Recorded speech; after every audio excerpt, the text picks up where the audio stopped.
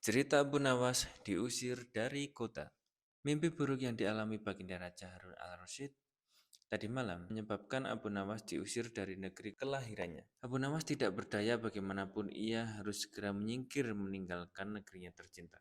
Hanya karena mimpi, masih jelas terngiang-ngiang kata-kata Baginda Raja di telinga Abu Nawas. Tadi malam aku bermimpi bertemu dengan seorang laki-laki tua.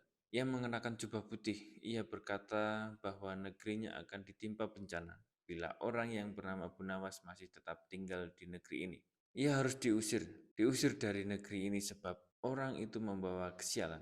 Ia boleh kembali ke negerinya dengan syarat tidak boleh dengan berjalan kaki, berlari, merangkak, melompat-lompat, dan menunggang keledai atau binatang tunggangan yang lain. Kata Baginda Raja kepada Abu Nawas dengan bekal yang diperkirakan. Dengan bekal yang diperkirakan, cukup Abu Nawas mulai meninggalkan rumah dan istrinya. Istri Abu Nawas hanya bisa mengiringi kepergian suaminya dengan derayan air mata. Sudah 2 hari penuh Abu Nawas mengendarai keledainya. Bekal yang dibawanya mulai menipis. Abu Nawas tidak terlalu meratapi pengusiran dirinya dengan kesedihan yang terlalu dalam.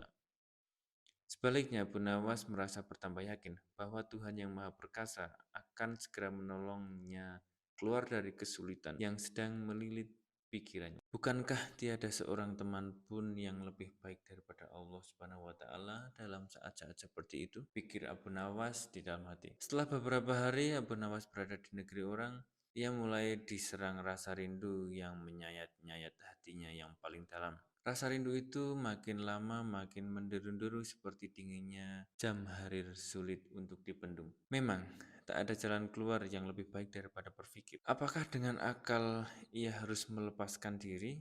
Apakah aku akan minta bantuan orang lain dengan cara menggendongku dari negeri ini sampai ke istana Baginda?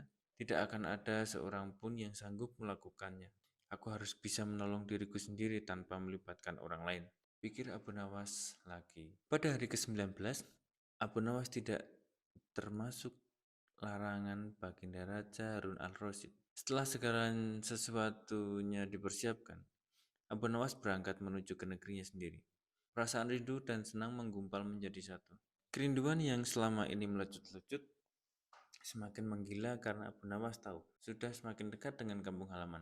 Mengetahui Abu Nawas bisa pulang kembali, penduduk negeri gembira. Desas-desus tentang kembalinya Abu Nawas segera menyebar secepat bau semerbak bunga yang menyerbu hidung. Kabar kepulangan Abu Nawas juga sampai di telinga Baginda Raja Harun al-Rasyid. Baginda juga merasa gembira mendengar berita itu. Tetapi dengan alasan yang sama sekali berbeda. Rakyat gembira melihat Abu Nawas pulang kembali karena mereka mencintainya. Sedangkan Baginda Raja gembira mendengar Abu Nawas pulang kembali karena beliau merasa yakin kali ini pasti Abu Nawas tidak akan bisa mengelak dari hukuman. Namun, Baginda amat kecewa dan merasa terpukul melihat cara Abu Nawas pulang ke negerinya.